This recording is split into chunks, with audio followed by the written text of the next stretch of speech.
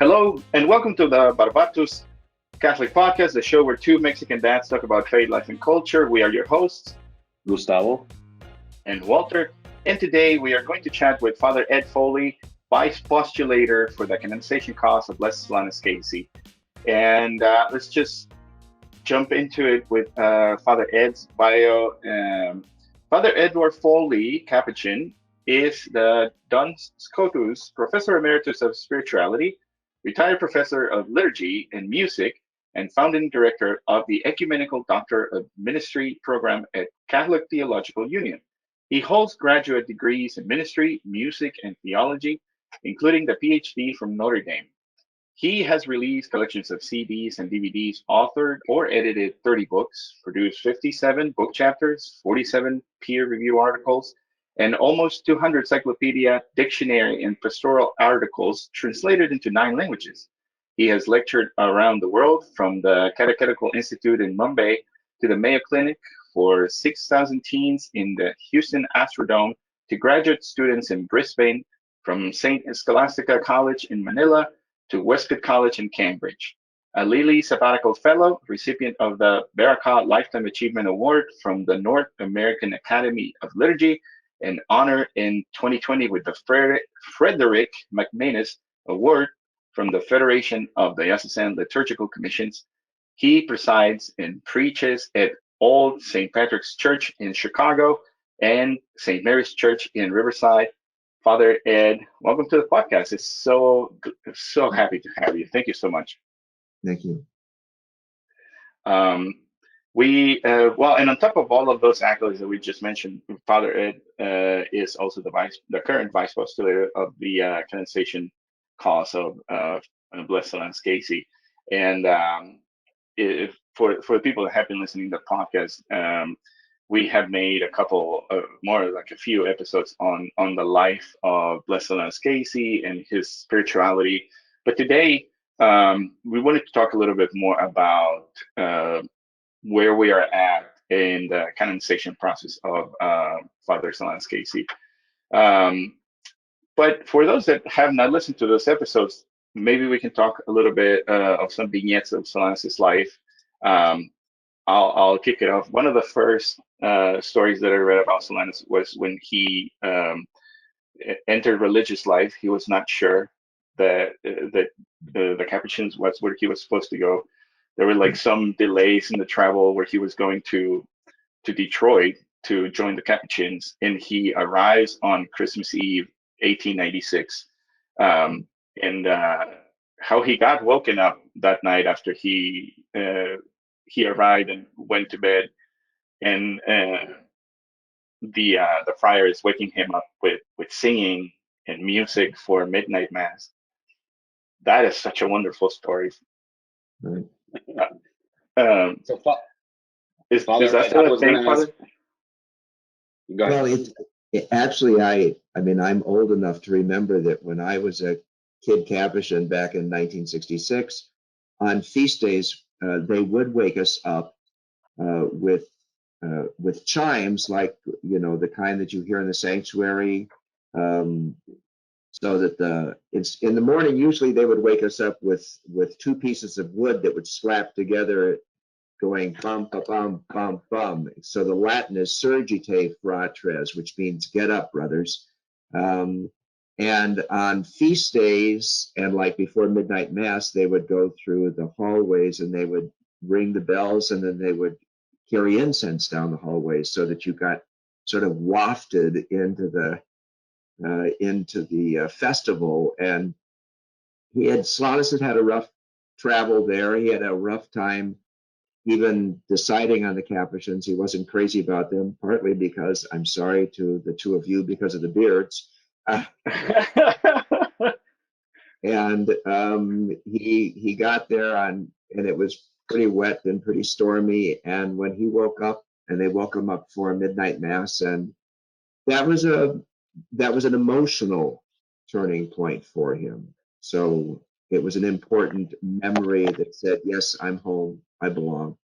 We still have a long journey ahead, but it was, we need those moments that say, yep, this is the Spirit saying, yeah, it feels good, stay. Yeah.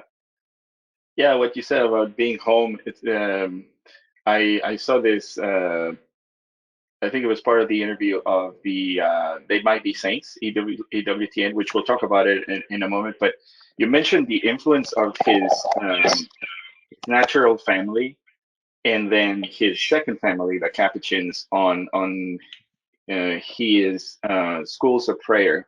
Can you elaborate a little bit on that? Right. Well, he was always very close to his family of origin. He was sixth child of 16. And when you read through his letters, for example, he is continuously writing to his family and referencing his family. His sisters, he lost two sisters to diphtheria. Especially his one brother who was a priest and a missionary in the Philippines. Actually, the other day when I was in Detroit going through, we still have all sorts of resources that are still being cataloged from him. And we found all of the correspondence from his brother Edward, who was a missionary in the Philippines. I mean, it was just this stack of letters that Solanus had saved from his brother. So his family taught him how to pray. I mean, the church was quite a distance away, and sometimes the father and the older kids would go to church and they would stay home and they would do the prayers there. And so, and I think that's probably one of the reasons why his devotion to the Blessed Virgin was so strong, because it was his family that taught him the rosary and taught him how to pray. And that's his family of origin, and his family of choice. The Capuchins taught him to pray in similar but also different ways. So one of the things that I always suggest about Solanus is that he did not appear out of, he was not an ex nihilo, as they say. He wasn't created out of nothing. He came Right. from families, and so it was those families that shaped him. Happily, when we did the beatification in 2017, there were over 300 members of the Casey family that were there right in front, cheering on their relative. I mean, they continue to be a very strong, well-connected network of family and supporters of the Solanus cause. Oh, that's amazing. So are they like in the Wisconsin area? There are many of them are out on the West Coast. The matriarch, Sister Anne, is out in Oregon. Okay. There are some who are, there's a grand nephew who's down in Florida. There's still some came over from Ireland. He still has relatives Wow. there. So they're scattered a bit, but they have a family newsletter Oh, that wow. they put That's out beautiful. together. Yeah, it's quite amazing. Well, maybe we'll make it onto that newsletter. I know. You need to know someone on the inside. Uh, so Father Solanus Casey was a porter for about 40 years in two different stints. And I don't remember. I wrote down this quote, but I don't remember who said it in that particular video that you shared with us, Father. It says about being a porter that at the heart of a priestly vocation is the sacrament of God's presence. And what That was the Archbishop Vigneron from Detroit said that. Right. him, which I thought it was like a wonderful summary of what Solanus was in essence. We have talked about him being a simplex priest and not being able to hear confessions or not being able to preach, but he was in the capacity to be present to people and being a gateway to God through that priestly vocation. That's something that has blown Gustavo and I away. Now that you're reading his correspondence with his family, um, do you see any other like glimpses of that of Solanus's as not only as a priest but as a brother, as a spiritual father to others? Well, what was amazing about him is that because he didn't do very well in his Latin exams and could not hear confessions, or eventually he did get permission to preach publicly. So eventually he did get Okay. that permission.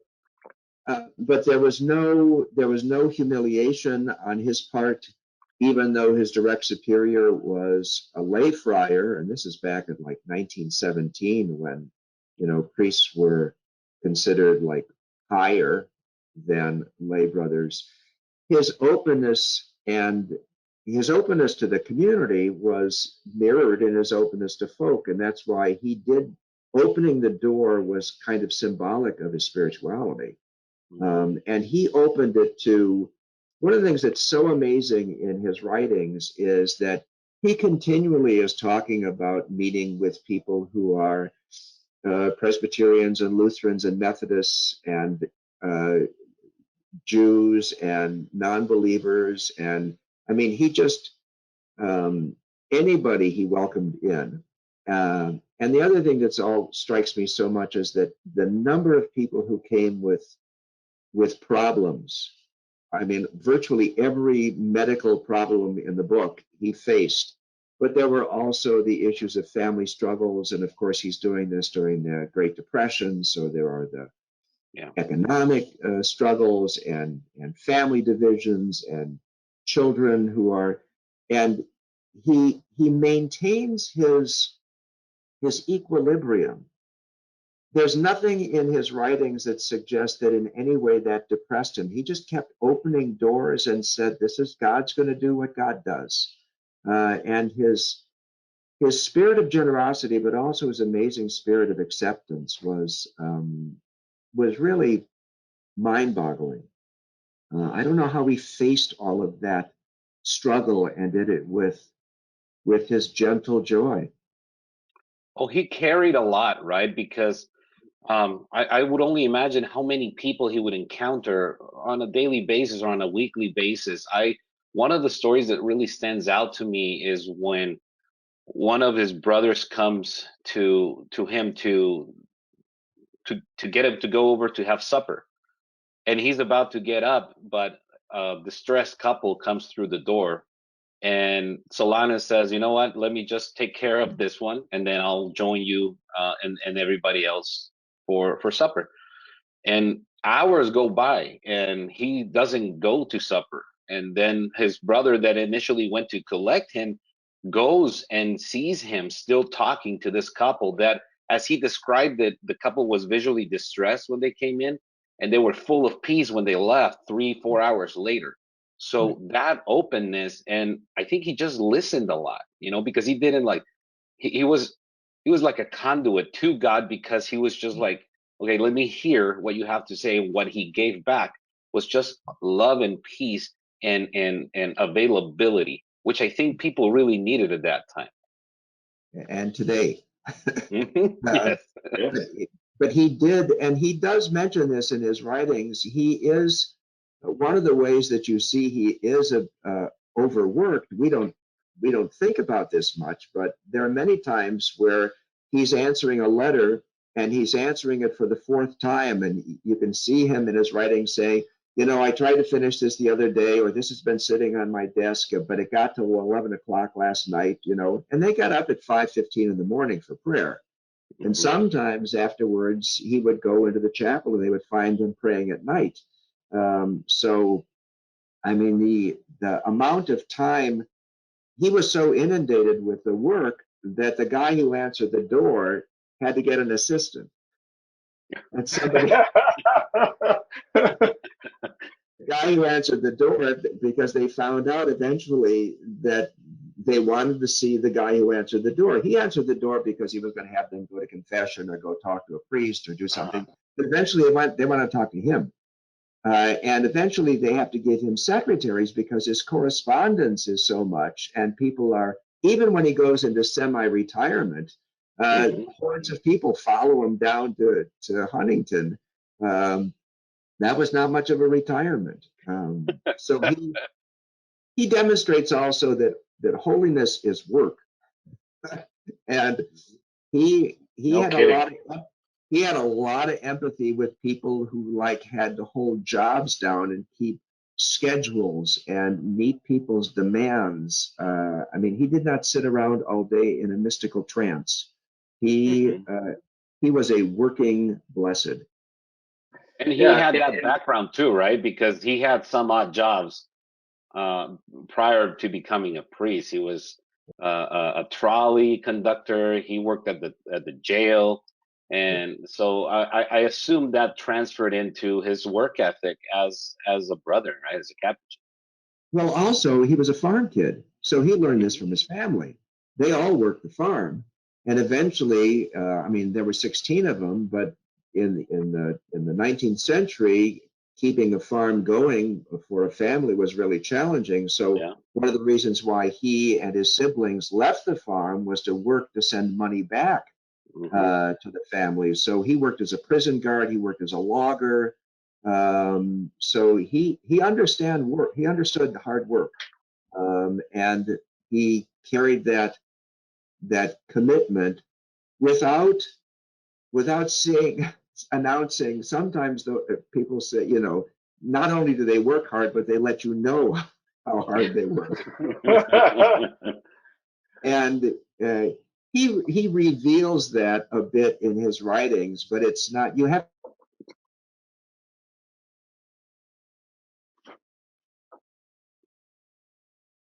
We lose him. to look for it, and it's usually because I'm sorry I did it, and you know, quite an amazing character. yeah. When you were talking about how he worked and prayed hard.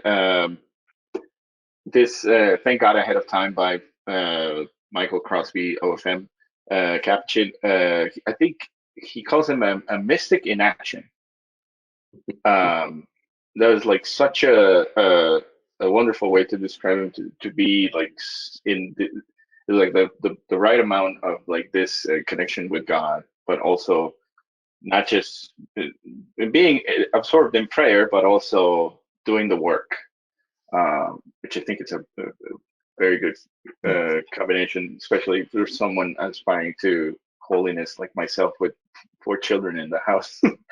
That you have to be doing something, changing one diaper, putting another one in time because they did something, that kind of stuff. Brings me hope. It's all I have to say about that. All right, so let's take a jump to July 31st of 1957. This was the day that the Father Solanus gave up his soul to God at St. John Hospital in Detroit, Michigan. After suffering a lot with skin condition, that right now the name escapes me, but he had this kind of like Psoriasis, scales, right? something like that. Pardon? Yeah, he had this serious. I mean, he had suffered from a lot of things actually over his life. The amazing thing that he did live until he was in his 80s. He was a uh, he was a pretty thin. I mean, this is not a husky big character. I mean, it's one of the reasons why they were a little concerned when people would come to the door during the Depression and he was giving them his food. They're saying, "You can't afford this." You know, this was part of the impetus for getting that soup kitchen going. Yeah. So he had suffered from a number of ailments through the years, and that was eventually the thing that they identified as the cause of death. But I think he also, in some ways, he sort of ministered himself to death in a happy way. So he, yeah, he was 87. Quite Talk amazing. about selflessness. Yep. Yeah. So after his death, people are still going to Father Solanus' tomb, and then about 9 years after his death, Father, I'm probably getting this wrong in the timeline, but Father Pascal Seiler, Right.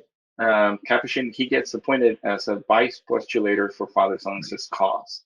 And there was like a whole period of time that there's like a scrutiny that has to go through to make sure that someone who is on the road to canonization is like in good standing with the church. The writings are up to par and all those kinds. Can you explain a little bit of how that initial process works, Father? Well, he was originally buried outside. There's a graveyard. There still is a graveyard outside behind the monastery in Detroit, and people kept coming to the grave. And it was really the lay people, much more than the Capuchins, who pushed the cause. And the laity are very, I mean, he was so close to them. And it's the laity today that continue to, in many ways, support the cause. And it was eventually because of the ongoing devotion. I mean, the Capuchins knew that he was a holy man, but that doesn't actually mean you're going to hold somebody up to be a saint for the church. And eventually, because of this growing interest, they developed the Solanus Casey Guild. At some point, now it's difficult to get actual numbers, but at some point there were easily 40,000 people who belonged to the Solanus Casey Guild. Some suggest at some stages it was up to 60,000 folk. Wow. So I mean, it's enormous. And so because of this growing surge of interest in him, eventually they do open the cause, and it's a long process. Rome appoints the vice postulator. So we have a postulator general in Rome whose full-time job is to deal with Capuchins and other communities who are looking at having somebody move along on the process to official proclamation of sainthood. Their process where they've got to go to the U.S. bishop, for example, and the U.S. bishops have to approve that this is a process that's going to go ahead. Then it starts with the diocese, and they look at his writings, and they do examination of his life, and they eventually move through a variety of different stages where Pope John Paul II named him venerable, and then the process, they examine his writings, and then usually, not always, but usually the next step is having a miracle acknowledged. So it's not always true, because Blessed Stanley from Oklahoma, who was beatified in September of 2017, was martyred, and it was his martyrdom, not a miracle, that prompted Pope Francis to acknowledge his beatitude.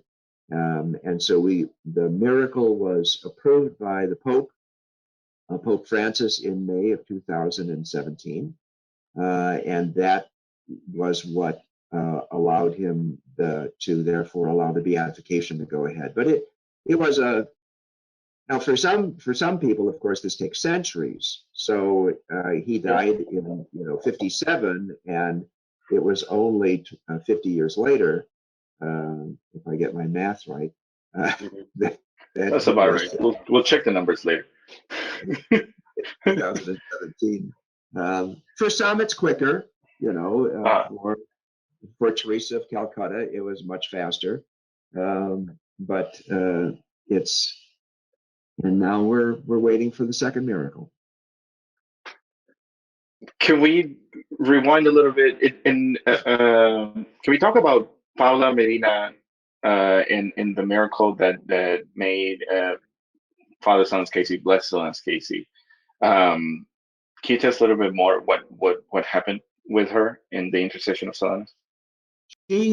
She's from Panama, and our province, the Capuchins, have missions down in Panama, so that we got to know Paula. She was very engaged in the community ministry.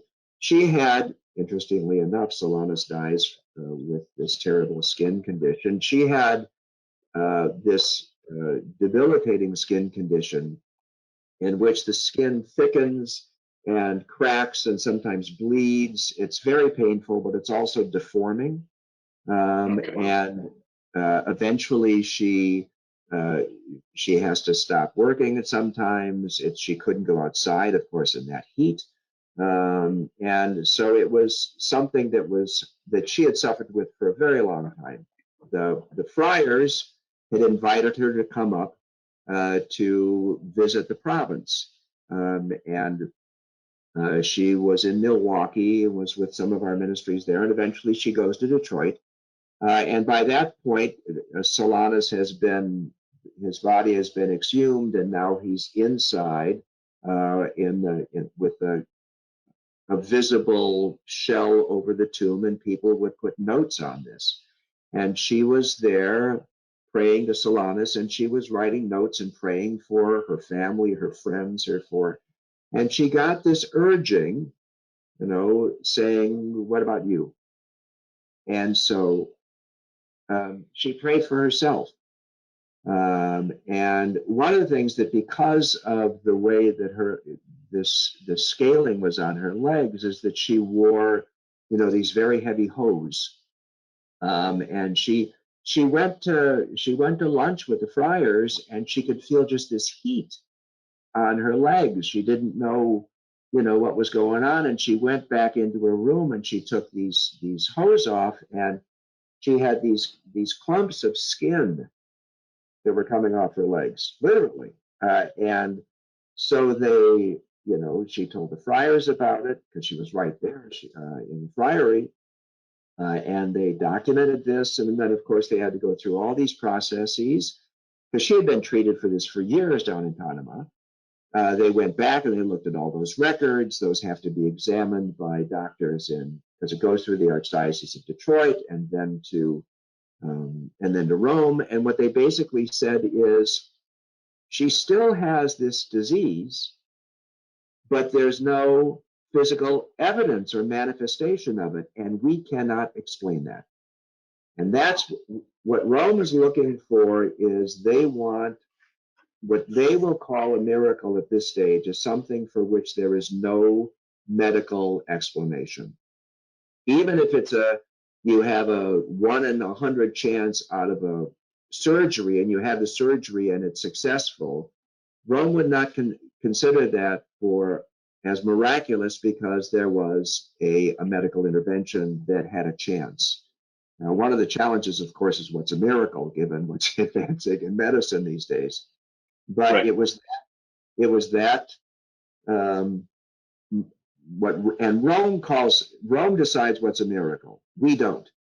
And so that's why when people report to us, we have them fill out what we call a favor report. We call them favors. Rome decides if it's a miracle. And they decided, and it was so touching that actually at the beatification, Paula was there, and Paula was the one who carried up the relic of Solanus for the beatification. I saw her on the photos of the event. It was very shocking, to see it. First of all, they filled the Lions at Ford Field.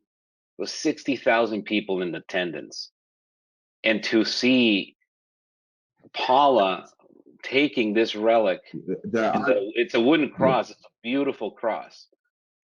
Is just, I don't know, it still gives me chills, to imagine that moment, to imagine that many people pushing and praying for this to come to fruition.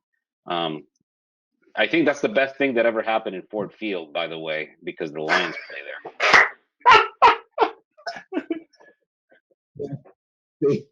there. I'm from Chicago, so we're not talking about the Bears. Okay, all right. I'm a Packers fan, Father. No, I went to high school in Wisconsin, so I learned not to like the Packers when I was a high school kid.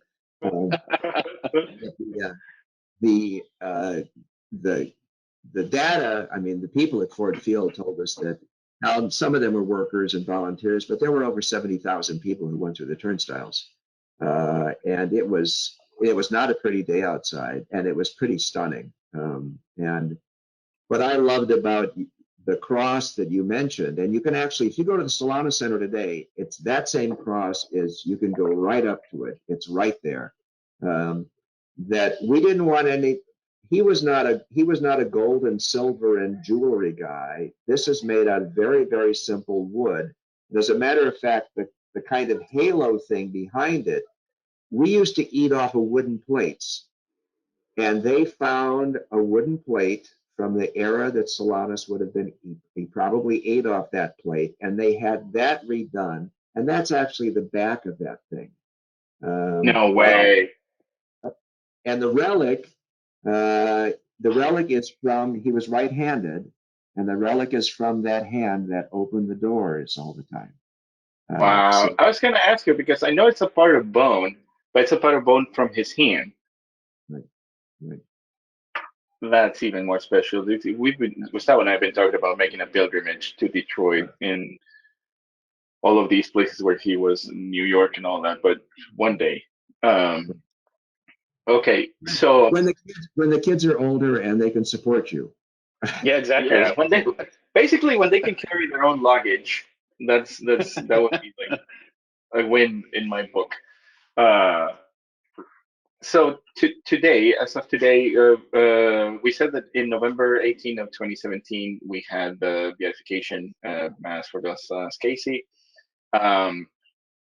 Right now, we are waiting for a second miracle, correct? Or a second favor that we can send to Rome, so they can determine if that would be the next step, correct? Well, we're continuously in process, so there are multiple steps that are going on. One of the things that we want to do is that we also want to document the devotion for him, because that's also very important. So, for example, we have actually begun tabulating how many people leave a note at the tomb or call in. I mean, since we started doing this in the fall of 2019, there have been over 500,000 notes left at the tomb. I mean, it's absolutely astounding. Yeah, I know. Okay. The people who rely on him for prayer, who send in favor reports, and we get those. Last year, we had over 50 people reporting favors. Some of them we cannot pursue because they occurred before May of 2017, and that's when the Pope recognized the first miracle. So the second miracle has to be something that occurred after May of 2017. Okay. But we send them all in, and we actually have 12 physicians who donate their time, the pro bono work, and they look through the favor reports, and then sometimes we get medical records. Those medical records can sometimes run well over 1,000 pages, and we have these wonderful physicians, women and men, who work through these for us and say, there's a medical explanation for this we can't pursue, or this is very interesting, how do we move on? So we're continuously in that process, and the favor reports continue to expand. So I'm convinced it's going to happen because there are just too many people who are saying Solanus is interceding in their lives. And when I talk to them, I say, if you want one, it's your job. It's not mine. So I can't make this happen. I can only help you make it happen. So That's awesome. Hopefully, we get to see it in our lifetime. We're going to throw a big canonization party when that happens in the podcast, and here in Phoenix, Arizona, and we might even make the trip to Rome. Why not? Don't tell my wife that I said that. She would love to go to Rome, but don't hold me accountable to it. That's awesome. It will not happen in Detroit. The canonization would take place in Rome. In Rome. So, right. Yes, and you may see it because you're a lot younger than I am. Well, let's pray that you get to see it in your lifetime as well, Father. That would be fantastic. So, where can people report favors from Blessed Solanus Casey? Right. So the office for the vice postulator is located in Detroit at the Solanus Casey Center. So if you go on the website, for example, to the Solanus Casey Center, you can actually find the form for the favor report, right? Okay. Or you can simply mail it directly to me at the Solanus Casey Center. The address is 1740, 1740, Mount Elliott, Elliott Street, Mount Elliott Street, Detroit. And All right. or they can email it also. We get a lot of them by email. It simply says Solanus Cause, Solanus's name and the word cause, Solanus Cause at thecapuchins.org. And that's another way to. And you could also always call the Solanus Casey Center in Detroit and ask for a favor form or the email address, or, you know, we're there to help people connect with him. Awesome. We'll put all of those in the show notes so people know there's multiple ways that they can do this. So, so you don't have an excuse to not to. Okay, so we have talked about some of Gustavo and I have read a couple books of the life of Blessed Solanus Casey. We talked about Thank God Ahead of Time by Michael Crosby. Gustavo, what's the name of the one that you have that I haven't read yet? Do you remember? It's escaping my mind right now. We're recently moved, Father, and all of our books are in the garage, buried under boxes.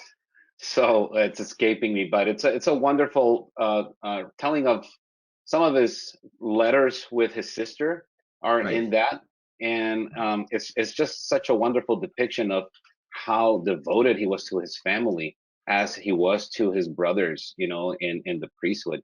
But yeah, some of those books are very, very inspirational, and that's what kind of like drew us to him initially. You know, when we first started the podcast, like I said, we based it off of bearded saints, and there was Colby in there, and there was Padre Pio, and there was Solanus, right? So we all kind of like prayed about it, and we all gravitated to Solanus because we were very familiar with both Pio and Maximilian Kolbe, but we wanted Also, to. immigrants. Hi. Yeah, exactly. So we wanted to learn more about Solanus and really develop a friendship with him. And the more we dove into it through the podcast and through our own edification, it's like, why doesn't more people know about Solanus? You know, his life is so inspirational, his family life, his early life, his work ethic, his humility, you know, with all he went through as a Capuchin in the early days of just like opening the door to whatever God wanted for him, from him. And he just, one of my favorite sayings of him is he would thank God every day. It's like, thank God for everything. Right. And so it was, at least for me, it's been a journey of knowing him and getting to know him that helps me be more appreciative and more available. You know, those are the two things that really ring true when I think about Solanus. He's available and he's open to God's will at every stage of his life. It's one of the reasons why we partnered with Michael O'Neill, the Miracle Hunter, and did the program for on EWTN that they might be saints, because he is sort of a regional saint, but that is the nature of beatification. It's not somebody for the universal church. It is somebody who is celebrated locally.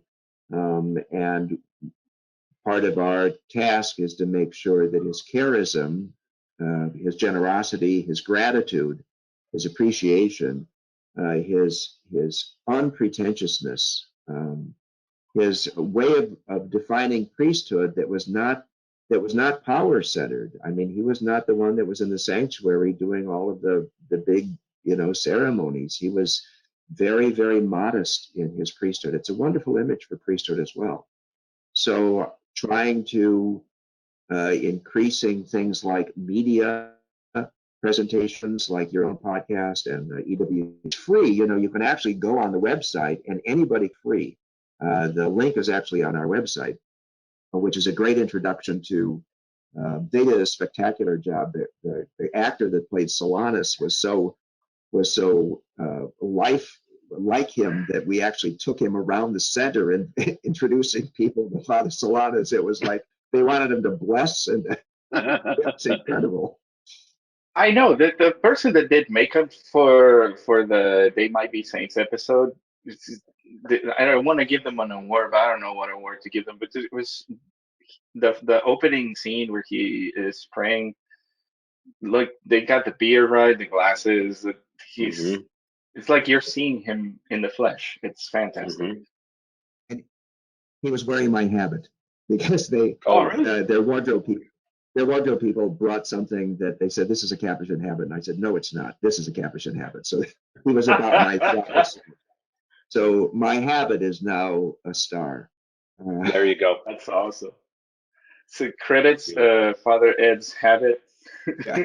It might be Saint Fidelity in 2022. Yeah. Well, that's wonderful. Check it out. We're gonna put a link to the to that video presentation from EWTN as well. Any other books, Father, you would recommend about Father Solanus that are your favorites, that you would recommend to our listeners? There's a very simple book that was written by his one-time assistant, Brother Leo Wallenweber, and it's coming out in the 20th anniversary edition. And I will send you that link as well. But it's Leo knew him personally, and Leo, as a lay brother, understood some of his challenges as somebody who was sort of marginalized in the power structure, and knew some of his. Solanus was not real happy about being moved out of Detroit. They did it for his health purposes, but it's very simple, but it's a really lovely introduction to him. Not as thick as some of the letters, like it was his Sister Bernadette who published all the letters on him, and that, which is a great insight into his family. But Leo gives this wonderful overview, and that might be a very good, since it's St. Anthony Messenger Press is coming out with a 20th anniversary edition, that might be a very nice introduction for folk. I'll send you that link also. Perfect. Thank you. Gustavo, do you have any closing comments?